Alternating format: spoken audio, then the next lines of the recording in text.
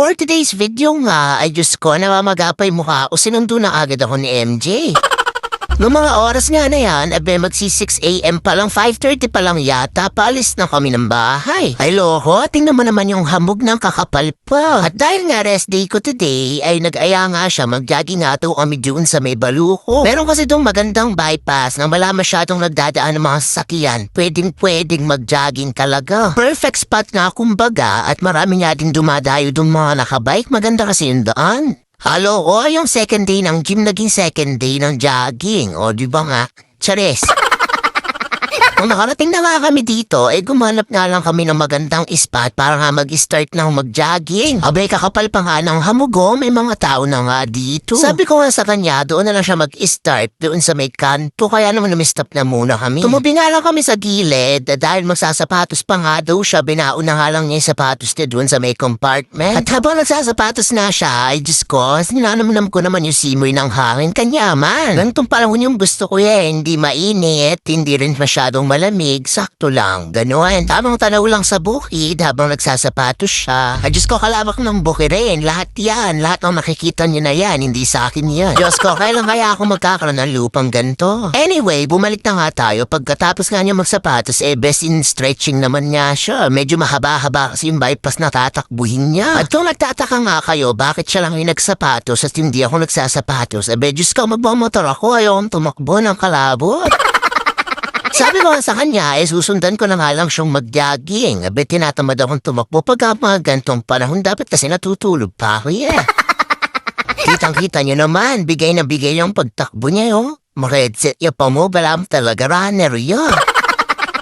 Kaya naman ganyan, kinukondisyon ko kasi yan. Ilalabang ko ng marathon, yung mga 10 kilometer run, ganun. Siya yung runner, ako yung coach niya. O kaya naman pwede ko din ilaban to sa boxing. Parang yung training naman ni Pacquiao. Jogging sa umaga, gym, ganyan. Diyos ko, karagol na braso, pwede yung mag-boxing.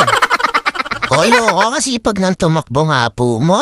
Kaya lang naman masipag mag-jogging yan kasi bago yung sapatos niya.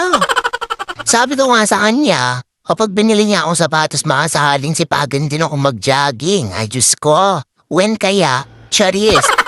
Ay Diyos ko, kalayo na nung matakbo nga po mo. Sa aming dalawa siya yung tumatakbo pero ako yung napagod sumunod sa kanya. Kaya naman nauna na nga ako dito, tumambay ako saglit at tinintay ko na nga lang siya makarating. Dito ko na nga lang naisipang magpahinga saglit habang hinihintay siya dahil nga medyo malawak na yung kalsada dito, masarap nang tumambay. At maya-maya nga lang, nakarating na nga siya, paparating na siya. At Diyos ko, sa hinaba-haba ng tinakbo niya, ngayon pa lang siya napagod. Nagalit pa nga sa akin ba't pinakalayo ko daw? Uhaw na siya. Diyos ko. At after nga niyang uminom, nag-emote-emote nga muna ako dito at pinauna ko na nga siya dahil nakamotor naman ako. Sabi ko, habulin ko na lang siya. Sinasabi ko sa inyo madaming nagbabike dito. Dito sila tumatambay sa may arko. At fast forward na nga, naunahan ko na naman niya si MJ. Ayan na naman siya Maganda nga yung place na to, lalo sa mga nagsasanay mag-drive. Ang purpose ko lang naman ba't ako sumama dito kasi gusto kong matutong magmotor.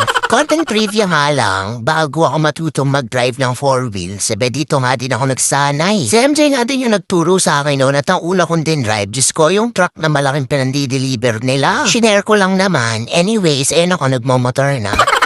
At Diyos ko, sa inaba-haba ng tinakbot nilakbay namin, nandito na kami sa may ilalim ng NLEX. May nanuyay nga po mo. Kalawot na yata yung ginaging, no? Kala ko nga hindi pa maglulubay, sinusundan ko nga lang siya ng motor. Akala ko diretso yung hanggang sa mismong ilalim ng NLEX. Ay sa wakas napagod din.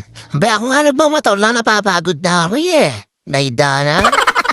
At sa panagkahaba-haba nga ng tinakbo niya, pa lang niya na-realize na malayo na narating niya nung nakita na niya yung NLEX. Diyos ko, buti na lang nagmotor ako kundi. Baka hanggang ngayon nandun pa rin ako sa may umpisa ng bypass. Ihintayin ko na lang siya dun, magpuputrip ako ng lugaw, charis.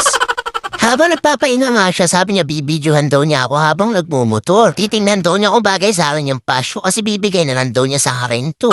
Ay, Dana, kaswit mo naman. Charis.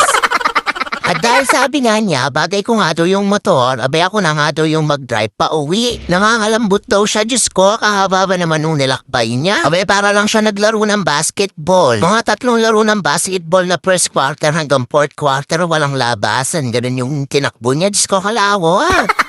Ay Diyos ko, anong gagawa na? Ba't pinapalitan niyo yung tattoo niyo? Tabalupin. Nang gagawa na kaya kanya? Alam ko na, pineflex niya yung braso niya. Yung tattoo niya daw lumalabo na kasi lumalaki na naman yung braso niya. Anyways, mabagal nga lang itakbo namin dahil na ngayon nga lang ako nag-drive ng motor. Tapos kalaki pa nung angkas ko, Diyos ko, lang kalikot pa pa na yung video niya. Anyways, pauwi na nga kami niyan at Diyos ko, nagugutom na ako. Diyos ko, alam mo na yung manggagawa ni Neo. Binibidyo lang daw niya yung pinanggalingan niya kanina para makita niyong mahaba talaga yung tinakbo niya. Alo ko? Low-key flexing ng muscle yarn. Charis, yun lang, tapos na. O, Bes, follow mo na tong page ko. Go.